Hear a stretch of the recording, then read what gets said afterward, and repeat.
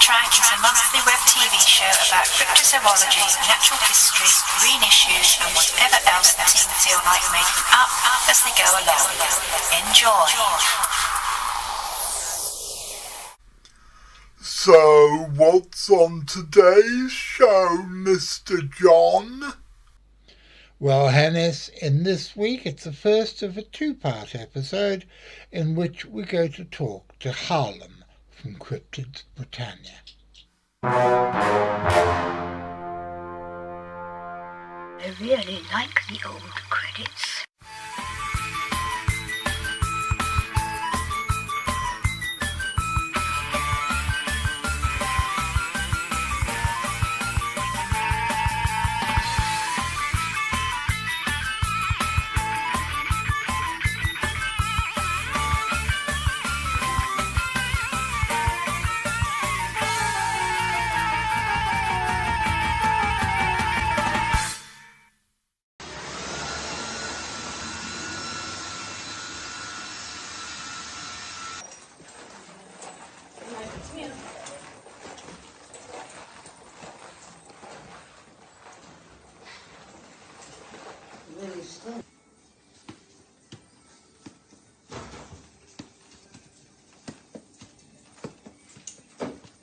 Hello, ladies and gentlemen. My name is John Downs. I'm the director of the Centre for Fortean Zoology.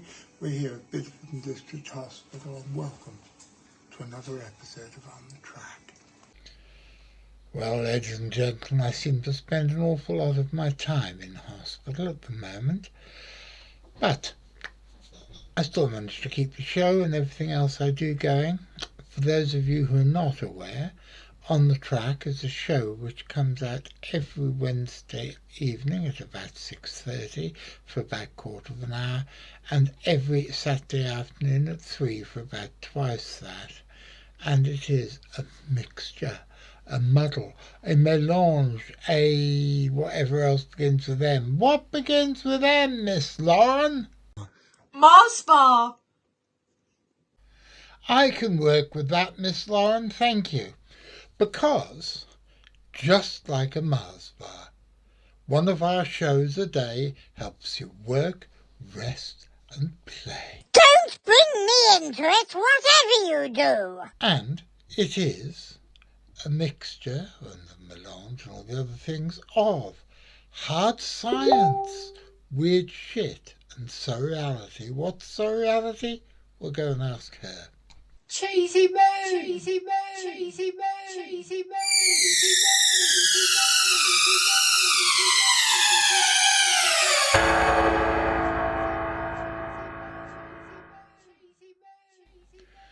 And now, without further ado, over to Harlem from Cryptids Britannia.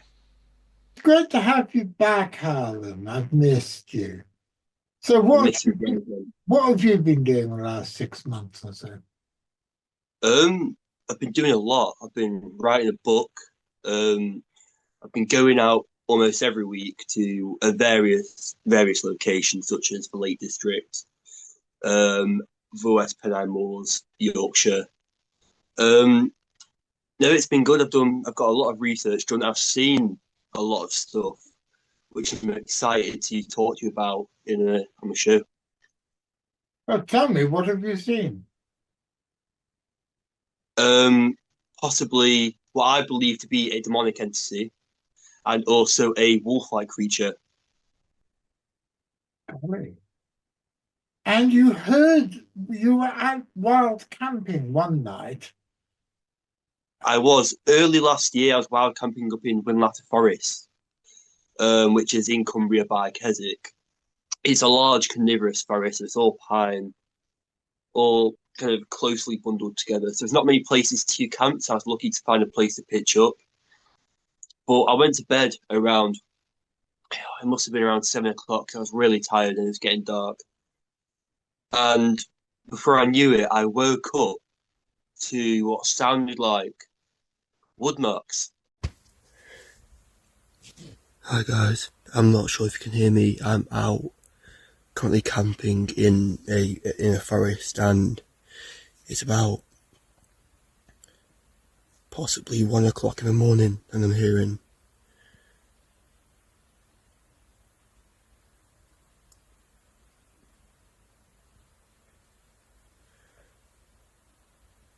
sound like.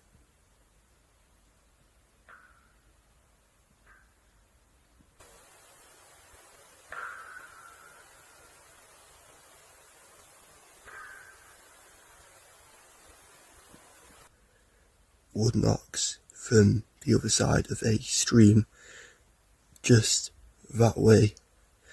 It's quite a bit away, but it's very loud. 1 o'clock in the morning. It's been going on for quite a bit.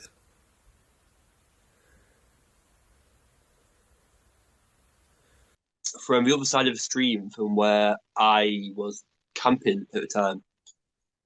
And it went on for a good, I'd say maybe 15, 20 seconds. I'd say they're about 3 seconds apart. But I didn't know what it was, but it was only at the last few Woodknocks where I actually pulled out my phone and began to record the sounds. Now, the recording's not too good. It sounds more like stones tapping together. But I imagine that's more so because my phone microphone not being too great. But it was very weird. There's a lot of old abandoned slate mines around the area. So if something was to have made these sounds, there's plenty of places for it to hide. Ollie, and what about your demonic entity? So the demonic entity, I witnessed. Well, I didn't witness it, but I felt its presence. But someone else had managed to capture it on some device. I forgot what it's called. Well, that was at RAF Fempton, which is a significant hotspot here in the UK for all sorts of weird activity. But we felt the presence of the entity at the car park, the RSPB car park. And that was when we were coming back. But me and another investigator went up to the RAF base just to check it out. It's a place I really like. It's really strange. There's been a few weird experiences that have occurred there in the past. So it's a place I always want to try and get to. But when I was up there, I saw what looked like a white disc almost kind of like shoot past one of the windows outside. I believe that to have been the entity itself in some other state, in some other form. And then when we went down to the car park, it's almost like it followed us back down to the car park almost from the RAF base. So obviously in the 70s and 80s, a lot of satanic practices were done down there when it was still open. So I believe something might have been brought up from these rituals, but it was never put back. So it's kind of roaming that land almost. I'll send you the clip that was caught. You can see these two kind of glowing eyes peeking behind the shelter at the base. We went back there the night after, and there was no light or anything. There's no way anything normal could have caused it. There's no light back there. And it was taller than me. It must have been about 7 foot, the actual two eyes, but you see him blink, which is really strange. And there's a kind of shadow as well, which wasn't there.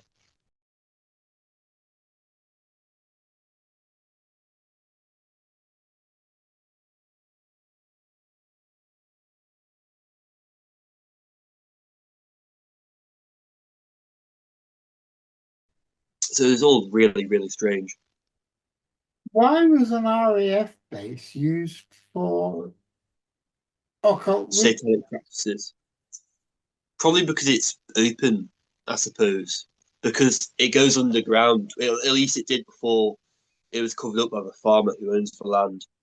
But if you look online to any of the viewers, you'll find all these nude images, these kind of like weird like images of all sorts of kind of sex practices. But there's also photos of these like demonic rituals like painted into the wall. It's far more than just regular teenage graffiti. It's something that can clearly, when you look at these photos, it takes time to do something like that. But people have gone down there in the past and they've seen like people in robes, like killing like calves, baby cows. One person went down there and saw a dog hung in a crucifix.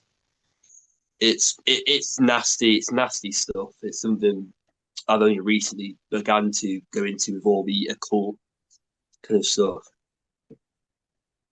Do you know, and I'm sure we won't, I have no intention of identifying them on here, but do you know who it is who carries out this ritual? No, it because it happened so many years ago. It could have been any group. So whether that person's died and they've not managed to undo the ritual, it's completely unknown to me. I just know there is some kind of force, some kind of negative presence there on that land. I hope it stays on that land, and I hope it's been bound to the land rather than uh, wandering around the north of England willy-nilly. It seems like it has because it never comes onto the car park.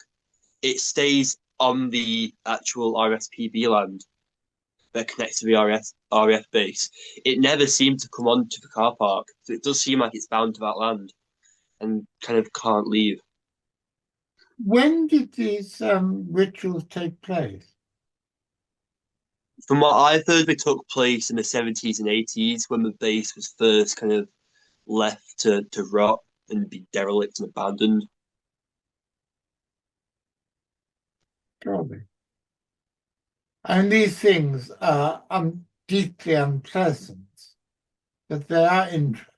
It's interesting the effect that they can have on the genius loci of an area.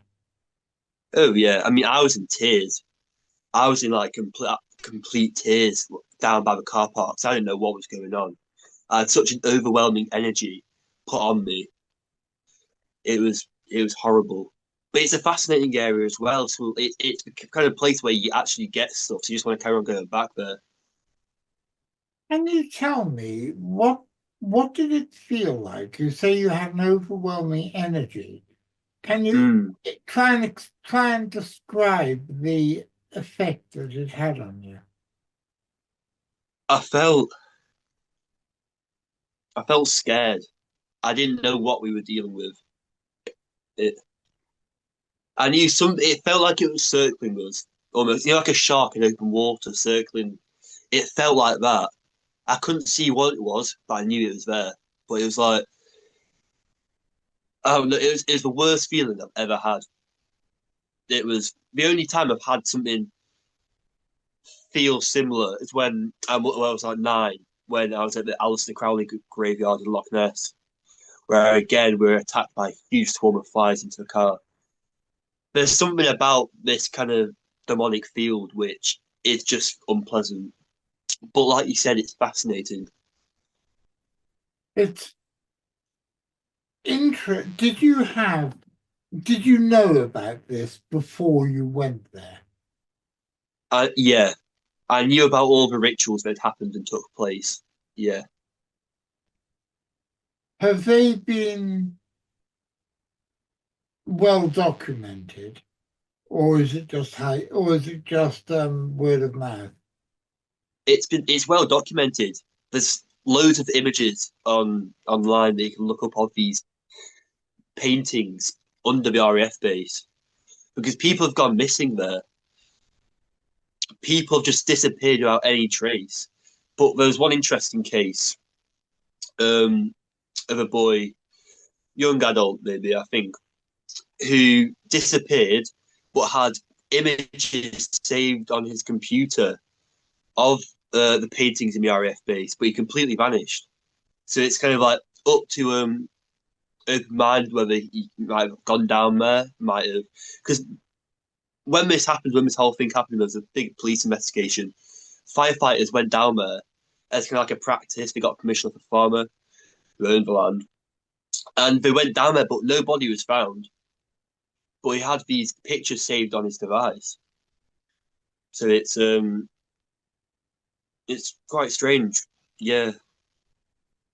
It would probably be worth you doing a Freedom of Information Act Mm. request to see if you can find any of the police documentation about this.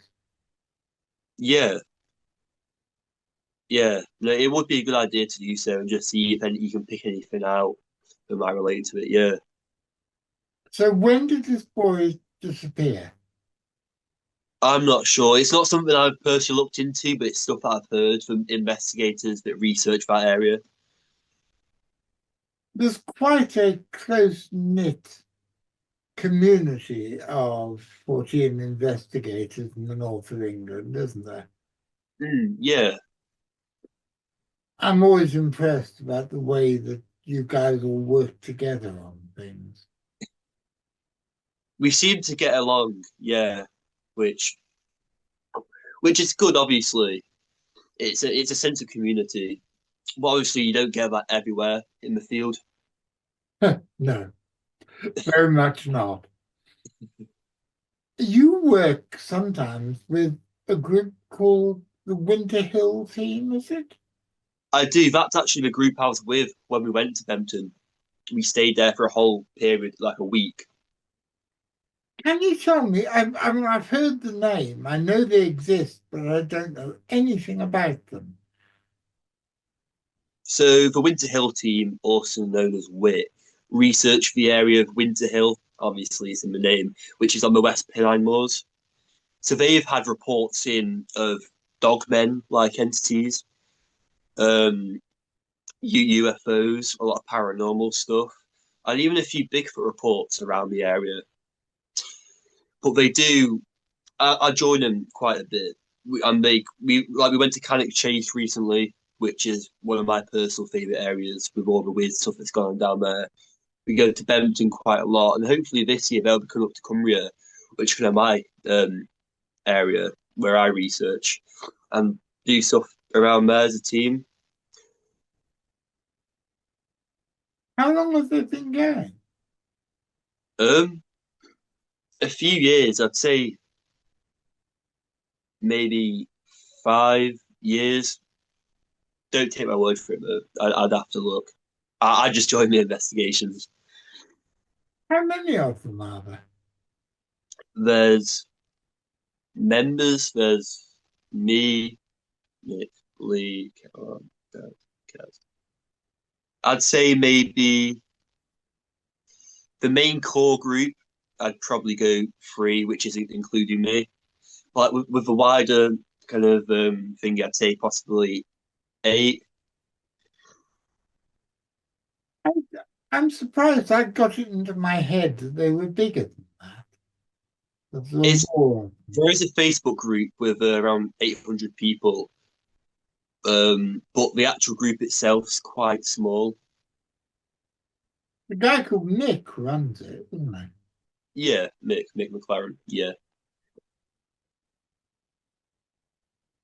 What is the latest on the sightings of Bigfoot-like things? I still don't like calling them British Bigfoot. So, I what the completely agree with you. Woodrows? Let's call them Woodrows because at least Mm. the Woodrows has existed in British folklore for centuries, millennia Mm. probably.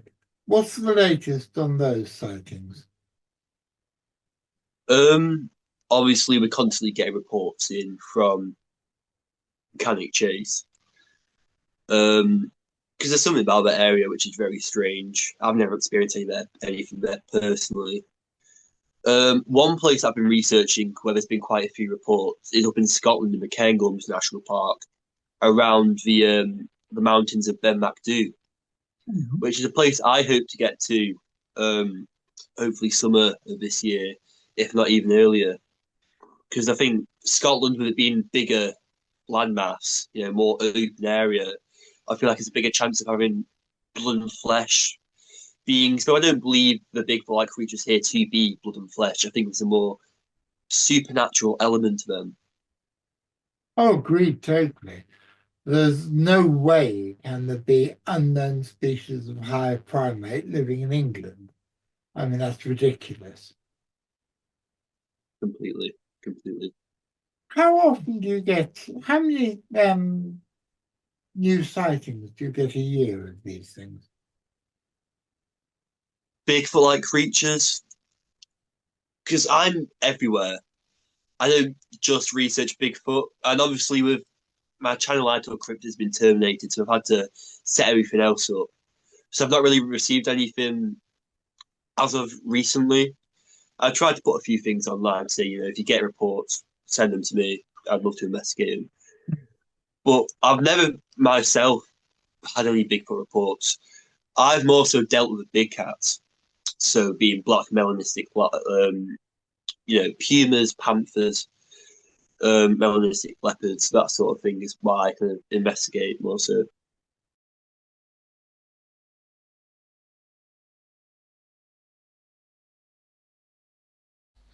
Well, ladies and gentlemen, this conversation did earlier stray into some areas which are undeniably fascinating.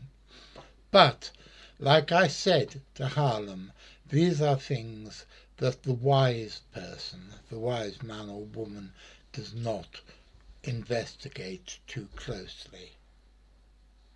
There are areas of what is broadly called the occult, and remember, occult just means hidden.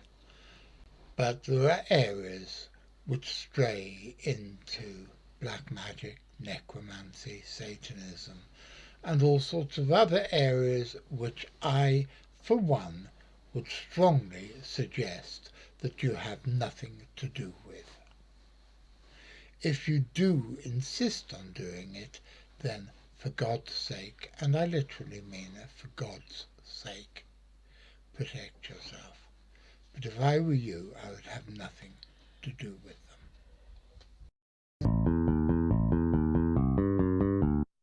If you want to support us and help us make more content like these, please press like, subscribe, follow our Facebook page and check out our Patreon.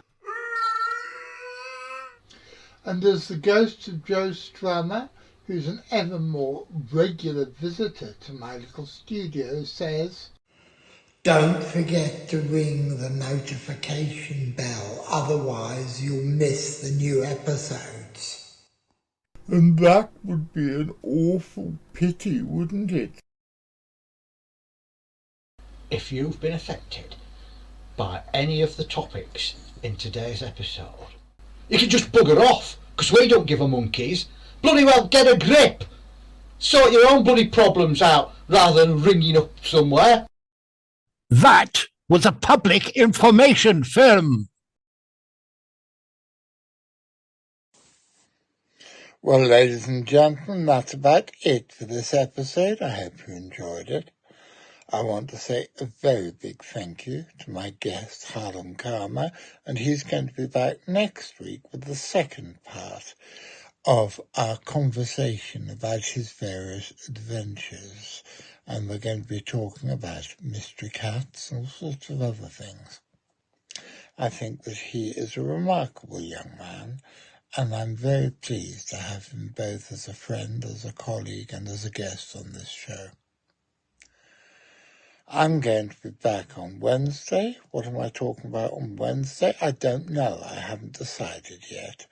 This is one of the perils of trying to introduce a show 3 weeks before you actually broadcast it, and I have no idea what I'm going to be doing. But I will be there on Wednesday, and I will be doing something, so you can tune in and find exactly what it is then. And I'll be back on Saturday, as I said, once again, with Harlem, who I am very pleased to have on this show once again. So, basically, I'm going. Goodbye from me and goodbye from Miss Isabel. Bye! And if you're watching next week, Mr. McCrinnan, then I'll be here doing what I always do on Saturday afternoons, all normal gubbins like the, what are they called? The notifications. I can never remember that word, notifications. And the live chat and all the other gubbins I do on a Saturday afternoon. And assuming that you're there watching it, Mr. McCrinnan, I'm sure that I'll be seeing you.